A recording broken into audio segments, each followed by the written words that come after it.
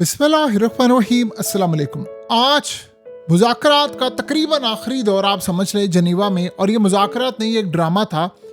आज मुज़ाकरात के टुकड़े टुकड़े हो गए हैं और सिर्फ उसका ऑफिशियली ऐलान होना बाकी है। और इन मुज़ाकरात की आप हालत देख लें कि इस वक्त मामला ये है कि स्टीव विटकोफ, जेरेड कुशनर, ये लोग आए हैं और ओमान के रिप्रेजेंटेटिव थे, उन्होंने की है मुलाकात। मुज़ाकरात में जो शराइत सामने आई है, इसके बाद तो शायद ऐसा लगता है अगले ही लम्हे जंग हो जाए। मुज़ाकरात में ज़रा अमेरिका की शराइत समझ लें। उन्होंने कहा है कि ईरान अपनी तमाम की तमाम न्यूक्लियर साइट्स जितनी भी हैं वो तबाह कर दे। फोर्डो, नाटन्स और इस्फहान वो खुद ही तबाह कर दे, और अमेरिका इसको आकर चेक करेगा कि तबाही मुकम्मल है या नहीं। जितना ईरान का न्यूक्लियर मटेरियल है सारे का सारा अमेरिका में ट्रांसफर किया जाए।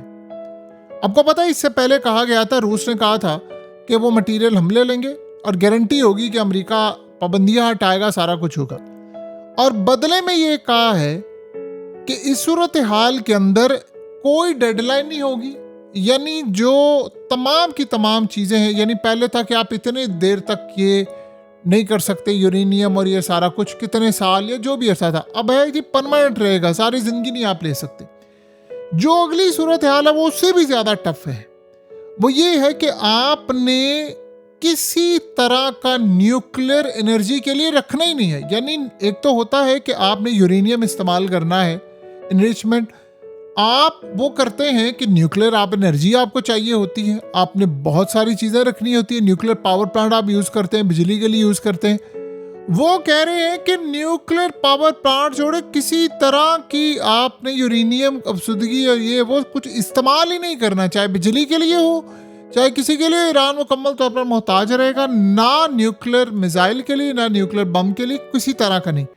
और बदले में आप पर जो पाबंदियां हैं वो नहीं हटेंगे, यानी उससे को बिल्कुल लाइट से आपको कोई रिलीफ देंगे। यानी जो रिलीफ आप एक्सपेक्ट कर रहे हैं उससे कोई 1-2% रिलीफ दे देंगे, 99% रिलीफ नहीं देंगे। यानी ना पाबंदियां हटाएंगे ना कुछ करेंगे, फलाना करेंगे, बस एक आपके लिए एक बेनिफिट होगा कि हम आप पर अटैक नहीं करेंगे।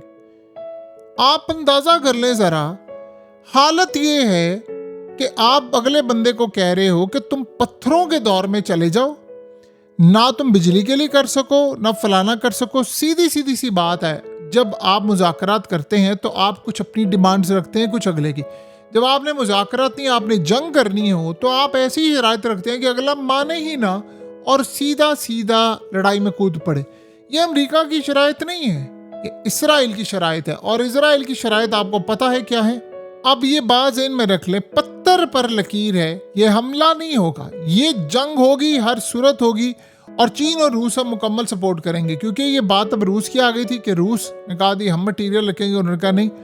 ये देखिए, ईरानी हुकूमत गिरी तो चीन की तेल की सप्लाई मुकम्मल तौर पर बंद हो जाएगी। आपको पता है कि इस वक्त ईरान अपना तेल उन्होंने ऑयल टैंकर्स में भर भर कर बड़ी तादाद में भेजना शुरू कर दिया दीगर ममालिक में। यही काम इस वक्त सऊदी अरब कर रहा है, वो भी अपनी जो सप्लाई है उसको उन्होंने डबल कर दिया है। और वो चाइना, ये वो जिन जिन ममालिक को देना दे रहे हैं कि अगर जंग होती है तो आपको किसी वक्त भी सप्लाई का खदशा ना हो।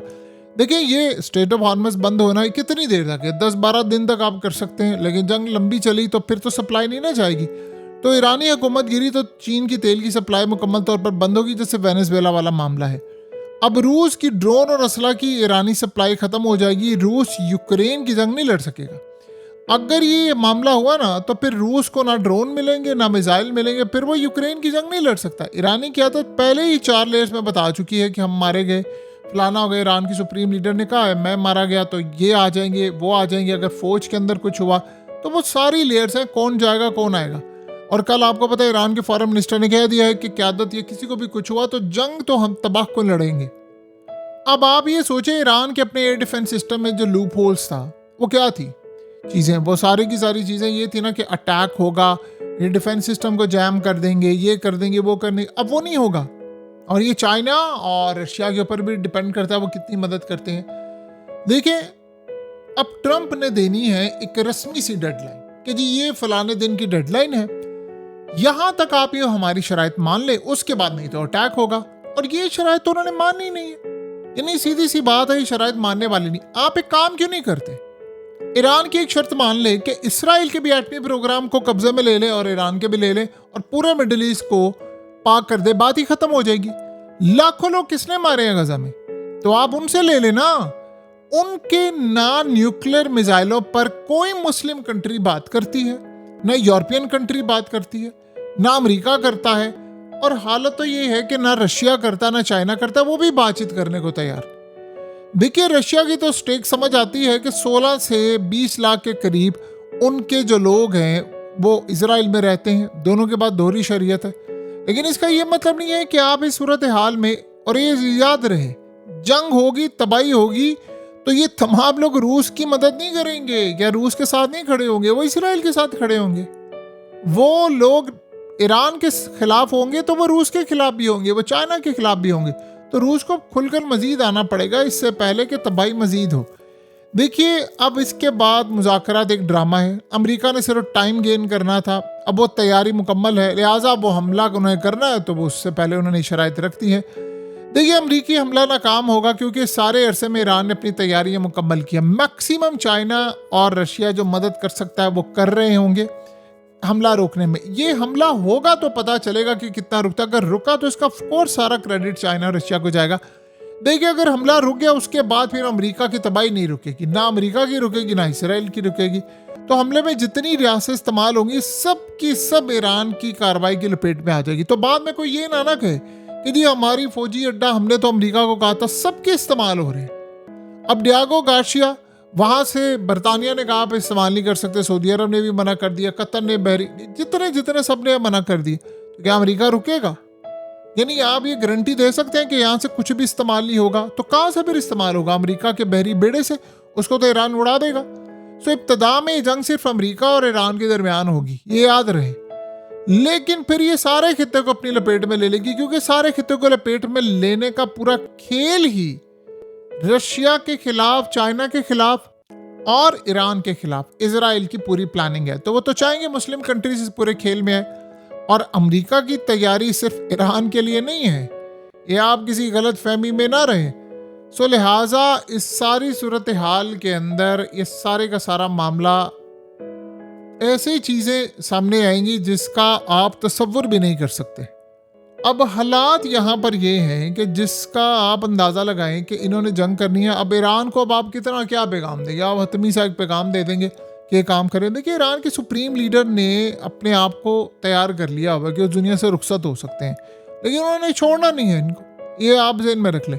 अब अगला मरहला ये है कि जो शराइत इजराइल की जानिब से आ रही, देखिए पिछले 48 से 72 घंटों में क्या हो रहा है। ईरान के खिलाफ जितनी टॉप लीडरशिप है अमरीकी फौज की, उनके जर्नैलों की, सब ने हाथ खड़े कर दिए।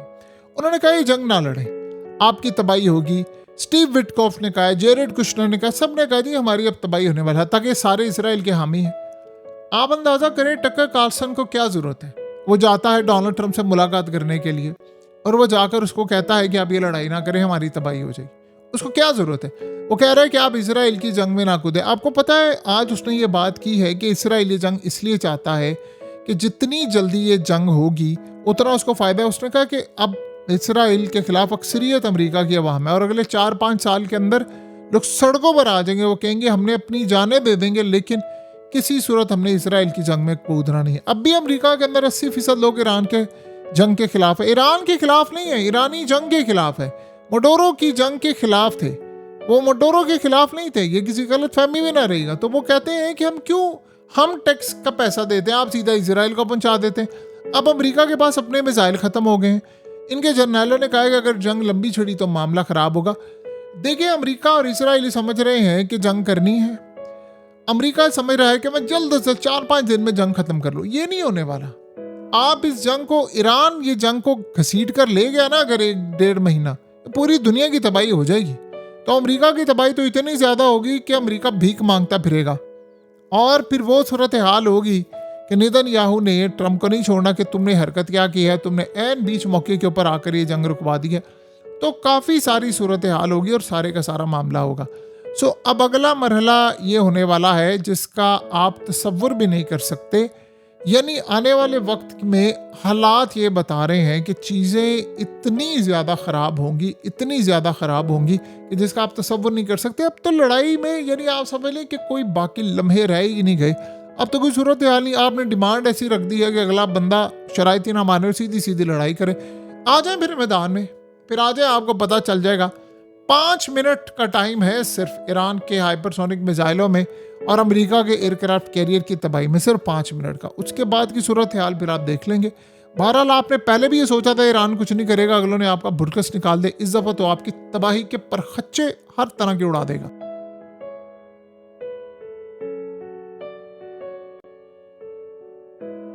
हकीकत टीवी को सब्सक्राइब करना मत भूलें, वीडियो को लाइक करें, शेयर करें और कमेंट सेक्शन में अपनी राय का इजहार ज़रूर करें।